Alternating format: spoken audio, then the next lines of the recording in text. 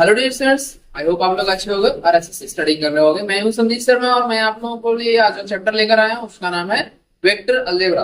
अभी तक हम लोगों ने क्लास 12th में जो कवर कर लिया है वो हमने एक्सरसाइज 7, 8, 9 तक कवर कर लिया। अगर आप लोगों ने 9 चैप्टर 8 चैप्टर 7 चैप्टर नहीं किया है तो आप लोगों को काफी ज्यादा दिक्कत होगी। पहले उसे आप लोग करो। सारे कॉन्सेप्ट आप लोगों को डिटेल में किया हुआ है। चैप्टर 7 में आपका इंटीग्रेशन है, चैप्टर 8 में आप लोगों का एप्लीकेशन ऑफ इंटीग्रल है, उसके बाद आपका चैप्टर 9 में एप्लीकेशन सॉरी डिफरेंशियल इक्वेशन। तो ये सारे चैप्टर्स जो है बहुत इंपॉर्टेंट है क्लास 12 के पर्पज से। और आगे भी अगर कोई भी कोर्सेज आप करते हो, बीबीए बीसीए बीटेक इंजीनियरिंग का कोई भी आप लोग स्ट्रीम लेते हो तो वहां पे आप लोगों का ये सारे कॉन्सेप्ट आप लोगों को देखने को मिलेगा। तो अगर आप लोगों ने अच्छे से नहीं कवर किया तो एक बार फिर से जाकर उससे स्टडी करो अच्छे से, और उसके बाद देखना आप लोगों का कॉन्फिडेंस जो है एक नेक्स्ट लेवल पे चला जाए। ठीक है ना।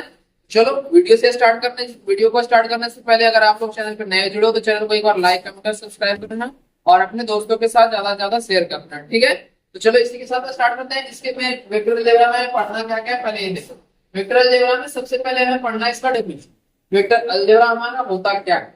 तो वेक्टर में होता है इसका डेफिनेशन क्या होता है। अब वेक्टर हम लोगों ने अगर क्लास 9 का साइंस आप लोगों ने पढ़ा है तो 9 में भी पढ़ना था स्केलर एंड वेक्टर क्वांटिटी। वही यहाँ पे भी दिया गया कि वेक्टर क्वांटिटी क्या होता है। तो क्वांटिटी क्या है, magnitude as well as direction. ऐसा फिजिकल क्वांटिटी जिसमें क्या हो, मैग्नीट्यूड भी होता है और साथ ही साथ हमारा डायरेक्शन भी होता है, डायरेक्शन पे भी वो डिपेंड करता है। तो ऐसे क्वांटिटी को क्या बोलते हैं, वेक्टर क्वांटिटी। और इसको जो हम स्टडी करते हैं उसको बोलते हैं वेक्टर अलजेब्रा। तो यहाँ पे वेक्टर अलजेब्रा को रिप्रेजेंट कैसे करते हैं, ए बी क्या है, ए इसका इनिशियल पॉइंट और बी इसका फाइनल पॉइंट। और जो ऊपर ये एरो रिप्रेजेंट कर रहा है वो वेक्टर को रिप्रेजेंट कर रहा है। उसी को अगर ए बी को हम चाहें तो इसके मैग्नीट्यूड के अकॉर्डिंग लिख सकते हैं ए और उसके ऊपर डायरेक्शन। ठीक है। इसके बाद हम बात करते हैं इसका पोजीशन का। पहले डेफिनेशन आई होप आप लोग समझ गए होंगे अच्छे से और रिकॉल हो गया आप लोगों को। इसके बाद हमारा पोजीशन वेक्टर है। पोजीशन वेक्टर क्या होता है, पोजीशन वेक्टर मान लो हमारा एक पॉइंट है ये स्पेस में दिया हुआ है, इसका कोऑर्डिनेट दिया हुआ है एक्स वाई जेड। तो अगर दिया हुआ है इसको x से क्या डिस्टेंस होगा, v0 0 इसका आगे से होगा क्योंकि हम 3D में पढ़ रहे हैं। 3D में x y और ये हो गया z।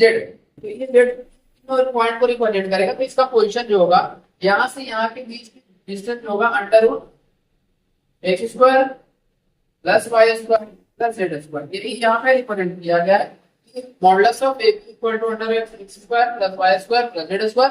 और यही जो रिप्रेजेंट करेगा OB को रिप्रेजेंट करेगा, यानी कि OB को रिप्रेजेंट कर रहा है वो पोजीशन को रिप्रेजेंट कर रहा है।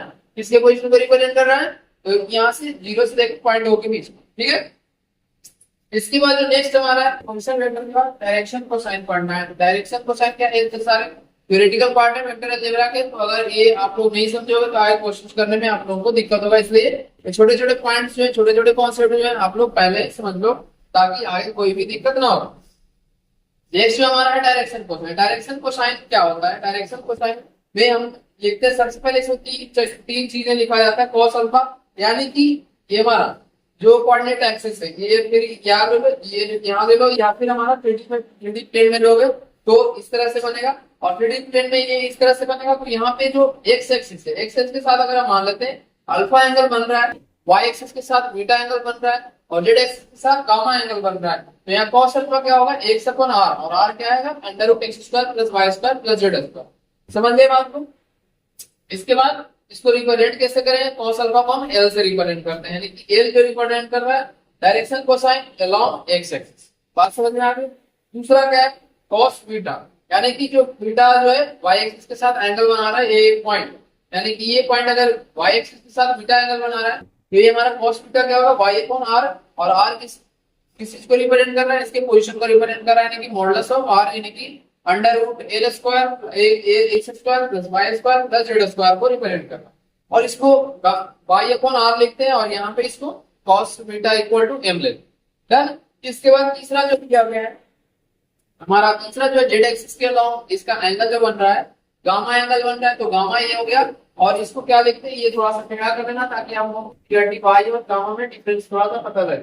एक हमारा लैटिन वर्ड्स है, लैटिन और रोमन से ही हमारा मैथमेटिक्स का जो ज्योमेट्री है वो यहाँ पे आया है।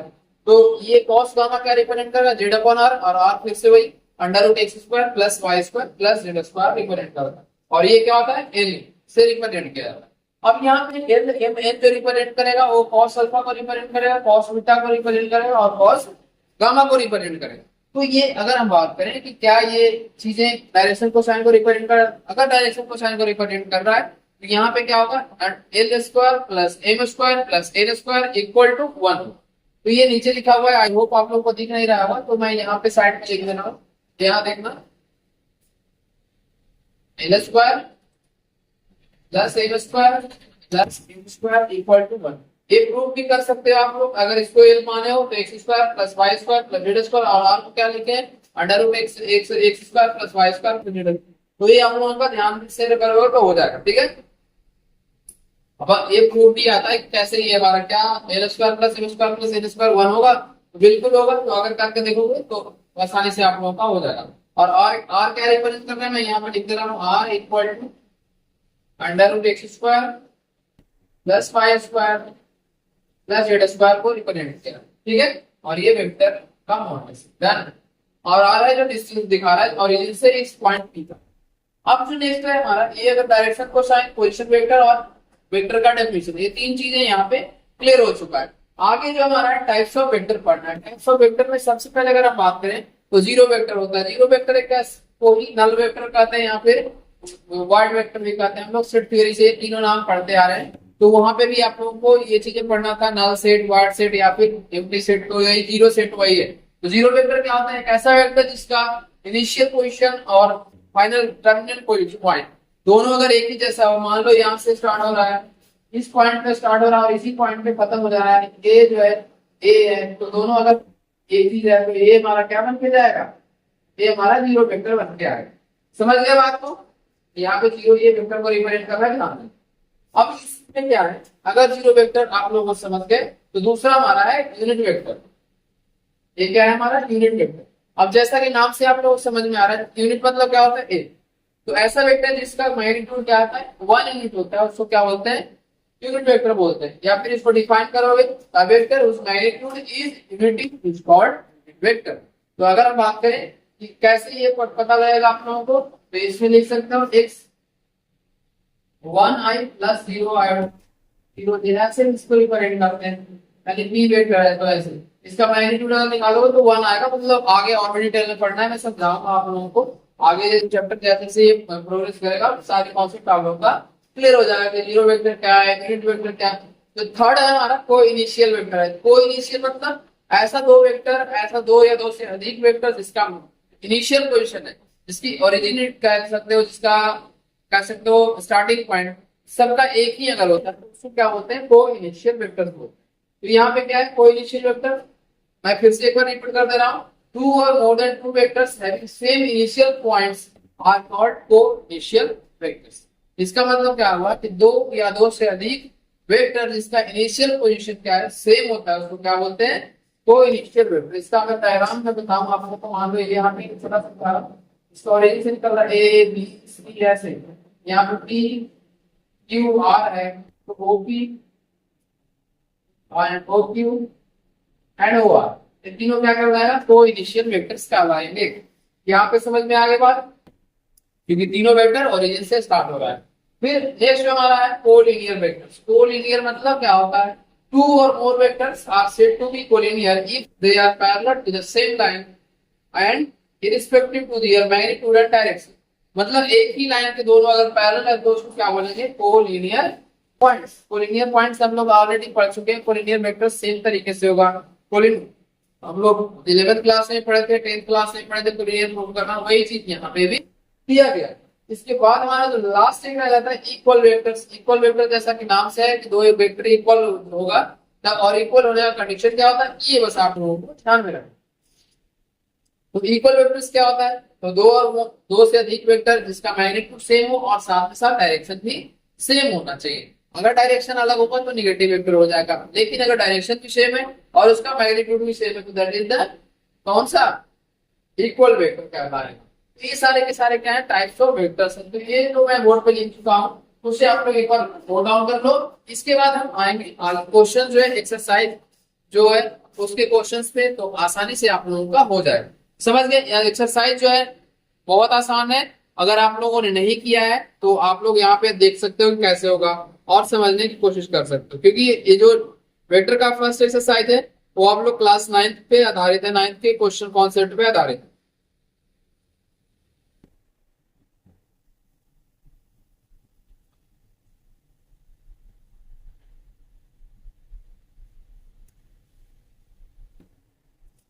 इसे लिख लो आप लोग, उसके बाद हम एक्सरसाइज 10.1 के बाकी क्वेश्चंस अभी करेंगे। तो आप लोग ध्यान देना यहाँ पे, एक एक करके क्वेश्चन मैंने लिख दिया है आप लोगों का।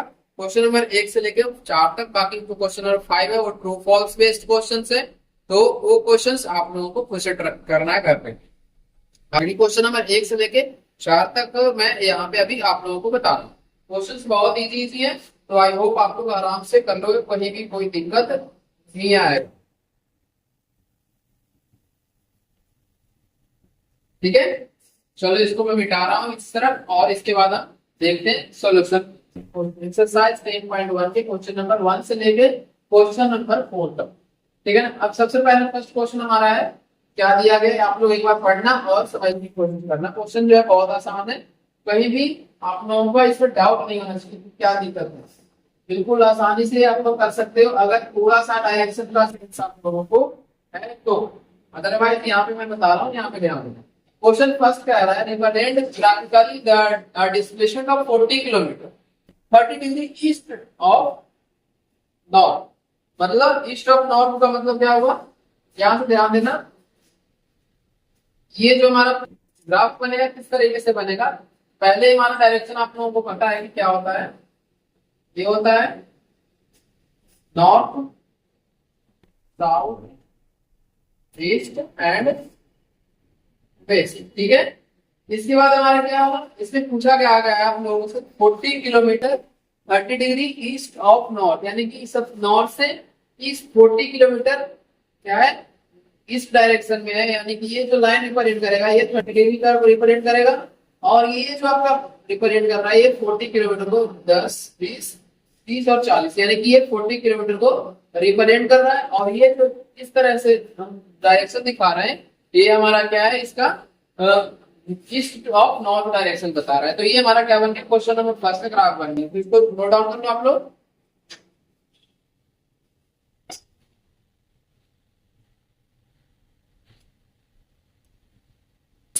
इसके बाद क्वेश्चन नंबर सेकंड आप लोग कैसे करोगे, इसमें सेकंड क्वेश्चन में हमें करना है classify the following measure as a vector and scalar quantity. तो वेक्टर एंड स्केलर क्वांटिटी में क्या डिफरेंस होता है, वेक्टर क्वांटिटी में हमारा magnitude as well as direction होता है, लेकिन स्केलर क्वांटिटी में क्या होता है, सिंपल सा हमारा क्या होता है, सिर्फ और सिर्फ मैग्नीट्यूड होता है। तो अगर यहाँ पे ध्यान से आप लोग देखें क्वेश्चन नंबर 2 का फर्स्ट पार्ट में क्या है 40 किलोग्राम लिखा हुआ, तो क्या 40 किलोग्राम से कोई डायरेक्शन का हमें पता लग रहा है, नहीं पता लग रहा है, सिर्फ मैग्नीट्यूड है, तो इसलिए क्या हो गया,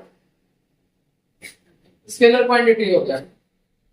फिर सेकंड अगर हम ध्यान दें, यहाँ पे ध्यान देना क्या है, 2 मीटर नॉर्थ वेस्ट, यानी कि 2 मीटर जो रिप्रेजेंट कर रहा है मैग्नीट्यूड को रिप्रेजेंट कर रहा है, और नॉर्थ वेस्ट किसको रिप्रेजेंट कर रहा है, ये डायरेक्शन को रिप्रेजेंट कर रहा है। तो इसका मतलब क्या हो गया, ये वेक्टर क्वांटिटी हो गया। तो ये ध्यान देना कि जिसमें डायरेक्शन और मैग्नीट्यूड दोनों दिया हुआ है वो वेक्टर होगा, और जिसमें सिर्फ और सिर्फ मैग्नीट्यूड दिया हुआ है वो हमारा स्केलर क्वांटिटी होगा। अब यहाँ पे देखो 40 डिग्री का क्या 40 डिग्री कुछ डायरेक्शन दिया हुआ है, इसमें नहीं दिया हुआ है, तो इसमें क्या हो जाएगा, ये स्केलर क्वांटिटी हो जाएगा। इसी की तरह अगर हम बात करें क्वेश्चन नंबर 4 की, क्वेश्चन नंबर 4 भी क्या है 40 वाट, 40 वाट भी स्केलर क्वांटिटी होगा। फिर 39 स्केलर। इसके बाद अगर हम बात करें क्वेश्चन नंबर 5 पे, तो 5 देखना क्या दिया हुआ है 10 के पावर -19 कूलम, तो ये भी हमारा स्केलर क्वांटिटी है,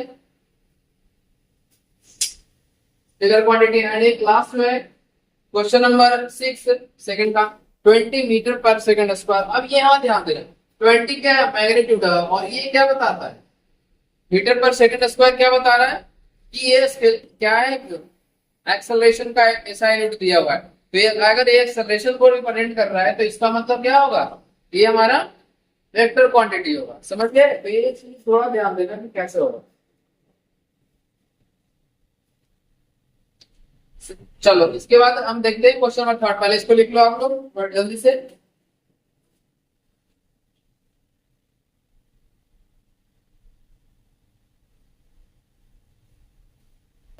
भाई वो आप ये समझ रहे हो कैसे वेक्टर क्वांटिटी हुआ और स्केलर क्वांटिटी हुआ।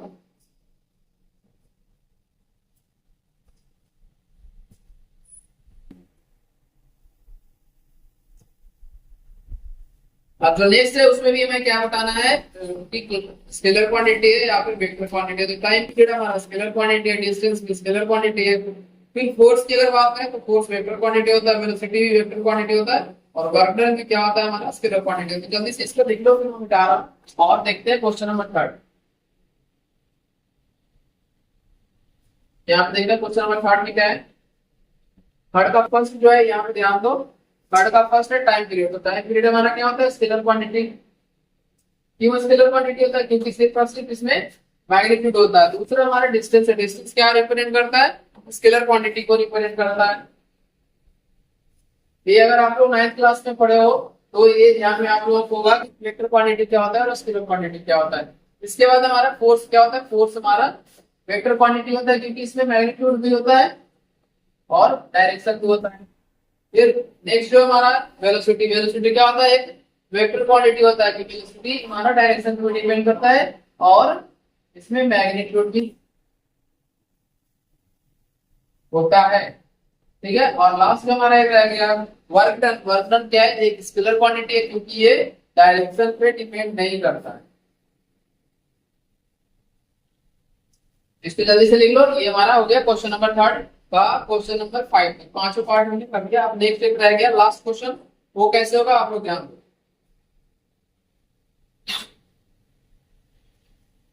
इसे पूछा जा रहा है कि आइडेंटिफाई द फॉलोइंग, कोई इनिशियल वेक्टर्स कौन से हैं, इक्वल वेक्टर कौन से हैं, फिर इसमें वो linear vector but not equal vector. तो ये पूछा गया है, तो आप लोग ध्यान दें। इसमें अगर ध्यान दें तो ए एंड डी क्या है, ए एंड डी जो है वो इनिशियल वेक्टर है, बट इसमें क्या दोनों इक्वल है? नहीं है, क्योंकि दोनों का इनिशियल पॉइंट क्या है सेम। इक्वल वेक्टर क्या है, बी एंड डी जो दोनों है वो क्या है एक दूसरे का बराबर है और तीनों डायरेक्शन दोनों का सेम रिप्रेजेंट कर रहा है। फिर इसके बाद अगर हम तीसरा बात करें तो ए एंड सी क्या है एक दूसरे के कोलिनियर है बट नॉट इक्वल है।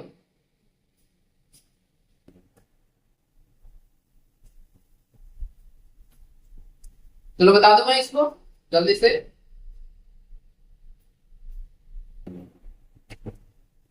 क्वेश्चन नंबर 4 में यहाँ देखना कोइनिशियल पूछा गया। तो कोइनिशियल क्या है, ए एंड डी। तो ए एंड डी है फर्स्ट पार्ट में vector A and D are coinitial vectors. क्यों? क्योंकि दोनों का जो इनिशियल पॉइंट है एक ही है। यहाँ देखो ए एंड डी दोनों का, समझ गए। इसके बाद अगर बात करें इक्वल वेक्टर्स, तो इक्वल वेक्टर्स कौन से, बी एंड डी की।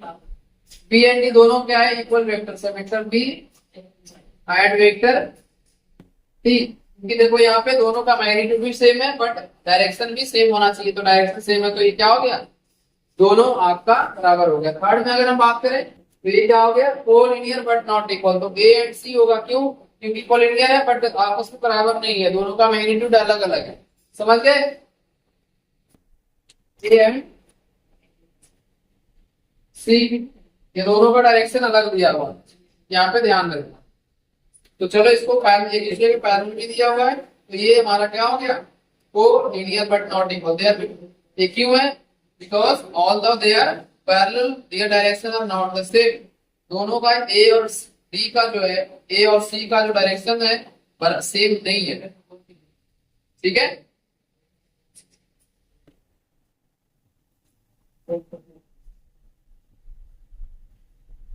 अब यहाँ पे ध्यान देना, जो क्वेश्चन में दिया गया है यहाँ पे थोड़ा सा एक एरर है। क्वेश्चन में इस तरह से दिया गया है, ये एरो लगाया हुआ है, तो आप लोग ध्यान देना। ये हो गया और ये आपका एक्शन से होगा। ठीक है, तो इस तरह से हमारा क्वेश्चन वेक्टर अलजेब्रा का एक्सरसाइज 10.1 कंप्लीट हो चुका है। तो आई होप ये चीजें आप लोगों को अच्छे से समझ में आ गया है और ऑलरेडी आप लोगों को पढ़ा हुआ है। इसके जो जो एडवांस कॉन्सेप्ट है वो 10.2 और 10.3 में इस्तेमाल किया गया है। बाकी जो और ये प्रीवियस ईयर क्वेश्चन है वो भी मैं करवाऊंगा। तो यहाँ पे ये चीज को पहले प्रैक्टिस कर लेना। अभी इस वीडियो में इतना ही करवा रहा हूँ, बाकी जो कॉन्सेप्ट है वो अगले वीडियो में कवर करेंगे और अगले जो भी क्वेश्चंस रिमेनिंग है वो भी अगले पार्ट में कवर कर लेंगे। तो अगर आप लोगों को वीडियो अच्छा लगा तो आप लोग एक बार लाइक करना, सब्सक्राइब करना और अपने दोस्तों के साथ शेयर करना। तो thank you so much for watching this video. Have a good day.